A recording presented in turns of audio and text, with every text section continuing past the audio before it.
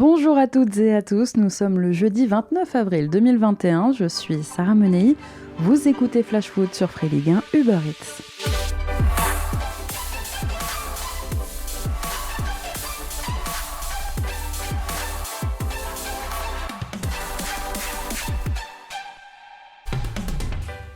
Un pari à deux visages, blanc pendant 45 minutes, noir pendant 45 autres, une première période étincelante, une seconde où le PSG a plongé. Alors que s'est-il passé hier soir au Parc des Princes ? Eh bien Paris s'est sabordé, les Parisiens n'ont pas plié le match face à Manchester City lorsqu'ils en avaient l'occasion, ils l'ont payé cher après, parce qu'après, eh bien Paris n'a pas tenu. Physiquement déjà, les Parisiens n'ont pas tenu le rythme de la rencontre, ça semblait impossible pour eux de tenir physiquement 1h30 à ce niveau en demi-finale de Ligue des Champions. Il faut dire qu'en Ligue 1, le PSG n'en a pas beaucoup l'habitude. Fatigué dès l'entame de la seconde période, on regrettera peut-être les changements tardifs de Mauricio Pochettino. L'entraîneur du PSG a attendu la 80e pour sortir son premier joueur, tandis qu'en face, Pep Guardiola, lui, s'est adapté. Son équipe a épuisé un peu plus sur la longueur Paris en se montrant beaucoup plus agressive qu'en première période.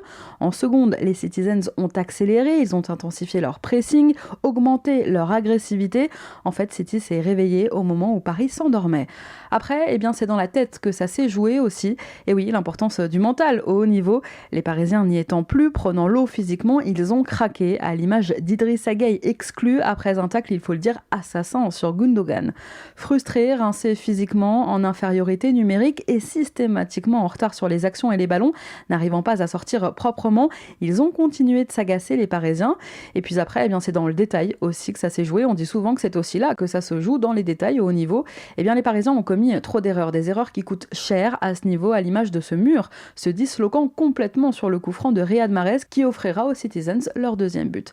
Un City finalement pas génial, mais tenace. Comment le PSG a-t-il pu proposer une première période d'une telle qualité et tout gâcher finalement en seconde en étant totalement absent du deuxième acte ? Ils ont plongé ensemble. Alors on le sait, Paris est plus fort à l'extérieur qu'il ne l'est au Parc des Princes cette saison contre les gros. Alors maintenant, ensemble, il va falloir y croire mardi prochain à l'Etihad. Allez, c'est parti pour notre tour des clubs.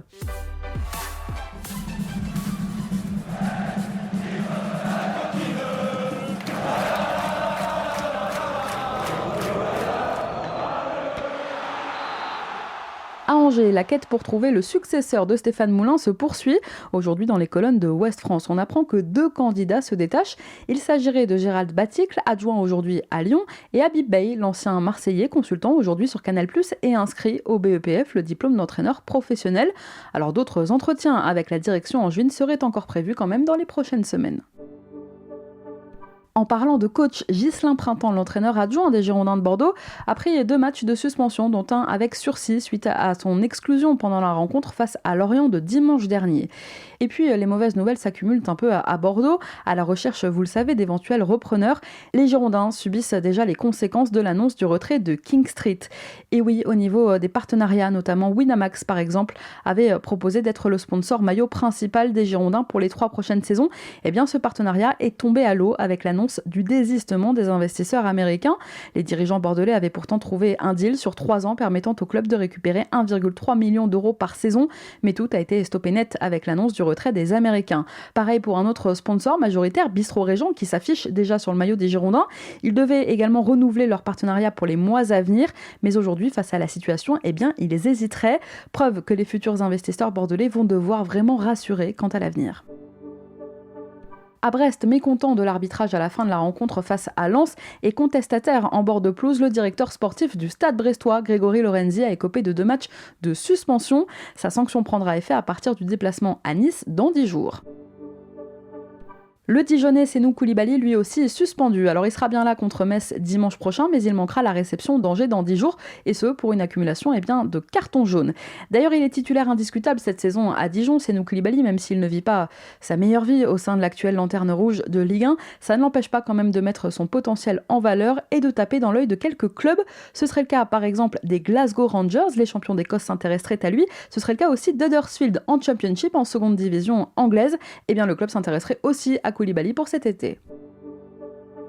Exclu dimanche pour avoir essuyé sa semelle sur le visage de Renaud Ripart à l'occasion de Lens-Nîmes, le Lensois Isiaga Silla a été sanctionné lui de 3 matchs de suspension par la commission de discipline de la LFP. Silla va manquer un gros choc, un derby face au LOSC dans 10 jours. Et justement, en parlant de Lille, Patrick Collot serait-il de retour au club? Libre depuis son départ du FC Nantes en février, l'entraîneur français qui connaît bien Lille pour y avoir évolué en tant que joueur puis ensuite comme adjoint pourrait être de retour dans le Nord dès cet été. Et oui, il pourrait bien reprendre l'équipe U17 du LOSC Patrick Collot et ce dès la saison prochaine. Comme chaque saison, au mois d'avril, les clubs dévoilent la liste des pensionnaires de leur centre de formation qui ne seront pas conservés la saison prochaine. À Lorient, ils sont 13 et parmi eux, un jeune homme qui a déjà goûté à la Ligue 1. Alors que la plupart n'ont pas encore fait leur début en pro, certains ont eu cette chance et c'est le cas du jeune Nolan Kemar, 18 ans. Il remplaçait en début de saison Fabien Lemoine. Il est défenseur central et il baigne dans une famille de foot, fils d'un ancien joueur. Il est également le frère de Thomas, gardien lui aussi à Lorient. Allez, on continue notre tour des clubs dans un instant, mais avant ça, c'est l'heure de notre déclat du jour. Elle est signée Christophe Dugarry. C'est mon cœur qui parle. Et vous avez un chef d'espoir qui est une retenue.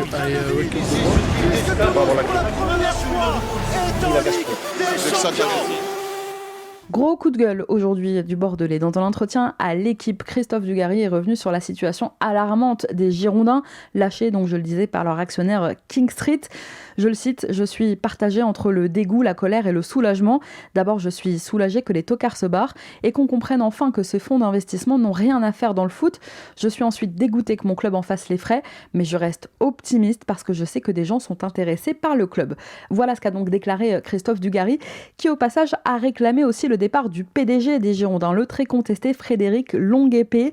Je cite encore une fois Dugas, « Il essaie de se faire passer pour le sauveur du club, c'est scandaleux. Il est l'un des principaux responsables de cette crise. C'est un cri du cœur. Longuepée, rend ton tablier et dégage. Il est venu du PSG sans prendre en compte les supporters, le territoire, le football et maintenant il fait de la provocation. Alors tant qu'il sera là, rien ne pourra s'apaiser et c'est pourtant essentiel pour trouver rapidement de bons repreneurs. Les supporters ne peuvent plus le voir, les joueurs non plus. La priorité est qu'ils partent au plus vite. » Voilà donc le gros coup de gueule de Christophe Dugarry aujourd'hui dans les colonnes de l'équipe. Il s'est aussi exprimé, bien sûr, l'ancien bleu sur l'équipe de France, dithyrambique sur Benzema. Il espère le voir évidemment à l'Euro cet été. Et je le cite, « J'ose espérer que le sélectionneur et lui seront capables de mettre un peu d'eau dans leur vin, mais j'en doute. » Voilà ce qu'a donc confié aujourd'hui Christophe Dugarry. Allez, on reprend notre tour des clubs direction Lyon. Lyon, où l'on retrouve cette semaine un Juninho mobilisateur. Désormais à 4 points de son prochain adversaire, à Monaco, l'Olympique lyonnais n'a plus de joker et risque de se retrouver 4e à l'issue de la saison. Et ça, le directeur sportif en a bien conscience. Il a donc pris la parole cette semaine au micro d'OLTV pour remobiliser les troupes. Pendant une semaine, on a perdu pas mal d'opportunités, je dirais, même de disputer le titre. Par contre, on ne va rien lâcher. Si on bat Monaco, on revient à 1 point. Ça va rester 3 matchs à jouer. Donc, je pense que Monaco aussi, ils ont un calendrier très difficile à jouer après. Ils vont terminer extérieur. Le plus important, c'est gagner. Donc, on a perdu les 2 derniers matchs, un match de coupe, un match de championnat. Il faut pas perdre une 3e fois. Donc, il faut se remobiliser pour bien jouer et gagner ce match dimanche. Et oui, vous l'avez entendu, le Brésilien affiche donc lui aussi son optimisme quant à la possibilité de l'OL de rebondir après 2 défaites consécutives et d'aller chercher ce podium en fin de saison. Depuis janvier, notre propriétaire il a fait un communiqué. Je ne vends pas le club. Il est venu ici. Il a bien communiqué dans tous les différents entretiens que le club n'est pas en vente. Avec tous les supporters. Il a bien communiqué avec tous les supporters et il a dit à tous les groupes de supporters ici à Marseille, le club n'est pas en vente. Je vais me pérenniser ici encore pour faire un projet. Dans mes conversations individuelles avec lui, c'est toujours en parlant du futur. Normalement, dans mes expériences, ça sort rien dans la presse. Et ça sert pour le futur. Quand un club est en vente et quand il a un procès de vente imminent, normalement, dans mes expériences, ça sort rien dans la presse et ça sort rien publiquement. L'OM n'est pas à vendre. C'était hier que Pablo Longoria donnait sa conférence de presse au Vélodrome. Il s'est donc exprimé, vous venez de l'entendre, sur la vente éventuelle de l'OM. Il s'est aussi exprimé sur le mercato du club marseillais, sujet le plus attendu chez les supporters. En ce qui concerne le dossier Milik, je le cite, il n'y a pas de parole donnée de le libérer s'il y a un grand club. Son intention, c'est bien de continuer à Marseille. Il est très content ici. Concernant Florian Thauvin et Jordan Amavi qui arrivent tous les deux en fin de contrat à l'issue de la saison, Pablo Longoria aimerait les conserver. Voilà ce qu'il a déclaré déclaré hier. Il aimerait évidemment les prolonger. Pablo Longoria a aussi confirmé le départ de Yohan Pelé et reconnu que le club cherchait pour l'instant un deuxième gardien, juste après Steve Mandanda. Il est aussi revenu sur ses propos qui avaient provoqué un véritable tollé au sein du microcosme du football français. Souvenez-vous son interview dans El País où il parlait de la formation française et des coachs. Alors il a réaffirmé ses propos, Longoria, je le cite, « C'est un débat ouvert où chacun est libre d'avoir son opinion, mais c'était plus une réflexion sur des questions concrètes qui méritent de poser réflexion. Nous sommes 8e au classement UEFA. Aujourd'hui, la France, nous avons pris 7700 points. Il faut se poser les vraies questions. Pourquoi sommes-nous à cette position ? C'est important d'être dans le top 5. Alors, je n'attaque pas les coachs français, j'ai beaucoup de respect pour eux, mais c'était juste une réflexion. Un des problèmes qu'on a en France, c'est qu'on fait un type de formation très individualiste, et ça, je peux le répéter, sans problème. » Voilà Pablo Longoria, donc, qui s'est exprimé sur pas mal de sujets hier au Vélodrome, et une communication qu'ont visiblement beaucoup appréciée les supporters marseillais. À Metz, n'ayant pas eu sa chance cette saison avec les pros, le jeune Milan Robin, l'attaquant de la réserve messine, aurait décidé de quitter les Grenats à la fin de la saison. Après 6 ans passés au sein de l'équipe réserve, le jeune attaquant de 21 ans est convaincu qu'il doit trouver un nouveau point de chute pour enfin lancer sa carrière.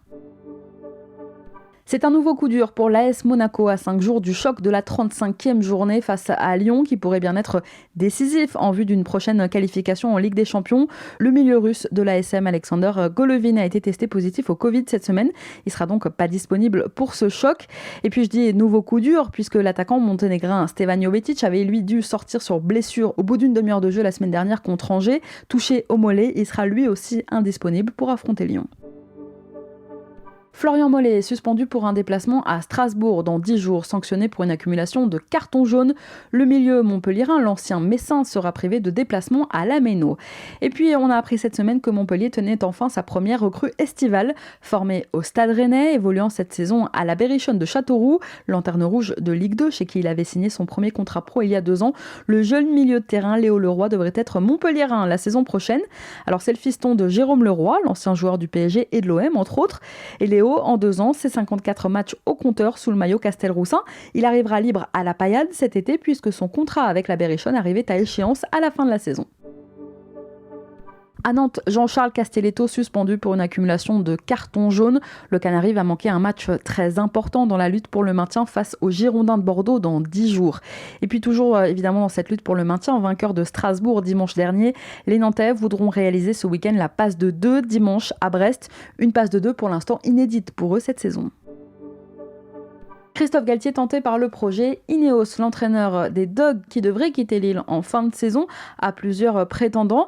Ces derniers mois, c'est vrai qu'il est annoncé avec insistance du côté de l'OGC Nice, mais aussi de Lyon. Eh bien, il semblerait que ce soit plutôt les dirigeants niçois qui soient pour l'instant passés à l'action. Selon les informations du média britannique Sky Sports, Galtier aurait reçu une offre officielle de l'OGC Nice ces dernières heures et l'ancien coach de Saint-Etienne serait très intéressé par le projet donc d'Ineos. Les discussions pourraient rapidement aboutir sur un accord.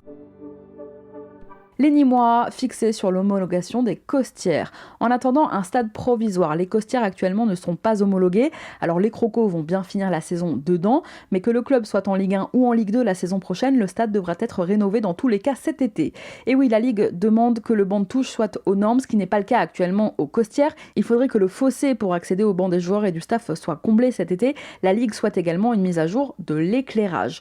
Après cette mise à jour, un stade provisoire devrait donc être construit, vous le savez, puisque l'actuel stade des Costières, racheté par le président du Nîmes Olympique, Rani Assaf, va être complètement démoli pour être reconstruit sur le même emplacement. La livraison provisionnelle de ce nouveau stade aux normes, un stade de 10 000 places, devrait être opérationnel pour 2026. À Paris, Kylian Mbappé sera suspendu un match ferme pour avoir pris 3 avertissements en moins de 10 matchs. Mbappé va manquer un déplacement important à Rennes dans 10 jours. Le Stade de Reims a prolongé cette semaine de 3 ans son partenariat avec le club portugais Passos de Ferreira. Le Stade de Reims et le FC Passos avaient noué déjà un partenariat en début de saison, partenariat d'1 an. Eh bien, ils vont poursuivre ensemble jusqu'en 2024. Mathieu Lacour, le directeur général du Stade de Reims, assure qu'il s'agit d'un accord stratégique avec l'actuel 5e du championnat portugais. Ahmed Omari prolonge avec le Stade Rennais. Et oui, Rennes a annoncé la prolongation de contrat de son jeune défenseur de 21 ans qui avait signé, souvenez-vous, l'an dernier son premier contrat pro. Eh bien, il s'est réengagé pour 3 années supplémentaires jusqu'en 2024. Cette saison, Omari a été convoqué à 3 reprises dans le groupe pro sans jamais jouer. Il a en revanche disputé la Youth League avec les jeunes du Stade Rennais. Le Stéphanois Papabou Cissé retourné en Grèce cette semaine. Le joueur prêté par l'AEK Athènes a rendu visite à ses anciens coéquipiers, à ses dirigeants aussi, accompagné de son agent. Il a dit qu'il était favorable à une poursuite de son prêt à l'AS Saint-Etienne pour la saison prochaine. Alors Claude Puel pourrait à nouveau donc s'appuyer sur son géant sénégalais lors du prochain exercice. La SSE dans un communiqué avait déjà fait part de sa volonté de conserver Cissé pour la saison prochaine et souhaiterait une baisse de l'option d'achat du joueur fixée à ce jour par le club grec à 13 millions d'euros. Demain soir, en ouverture de la 35e journée de Ligue 1, l'Olympique de Marseille reçoit le RC Strasbourg. L'occasion pour nous de faire un point sur l'infirmerie strasbourgeoise. Le défenseur central ivoirien Lamine Koné, en délicatesse avec un genou, est apte à reprendre du service face à l'OM demain. Buteur à Bordeaux, il avait manqué le déplacement à Nîmes, puis la réception de Nantes dimanche dernier. En défense, l'entraîneur Thierry Loret peut aussi compter sur le retour de suspension de Frédéric Guilbert.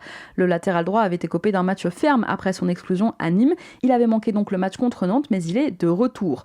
Le gardien Bingourou Kamara a bien repris l'entraînement cette semaine, mais il est encore un peu trop juste pour espérer revenir en doublure de Matt Sells. Enfin, en phase de reprise, l'attaquant Lebo Motiba et le défenseur Mohamed Simakan ne sont toujours pas prêts à reprendre. Je vous rappelle quand même que l'attaquant sud-africain n'a pas joué une seule minute cette saison. Et puis blessés, Idriss Saadi et Majid Ouari sont toujours à l'infirmerie. Ils manqueront donc ce match face à Marseille demain soir. Et puis on termine ce flash foot du jour avec un petit mot pour nos amis corses, puisqu'après le succès hier soir de Villefranche à Orléans, le SC Bastia a officiellement décroché sa place en Ligue 2 pour la saison prochaine. Le club corse retrouve le monde professionnel 4 ans après un dépôt de bilan qu'il avait envoyé en N3, en 5e division. Depuis, le club a connu 3 montées successives et la dernière donc a été entérinée hier soir sans jouer. La saison prochaine, Bastia retrouvera son stade, Furiani. Hier soir, vous imaginez bien que dans les rues de la ville corse, c'était la fête.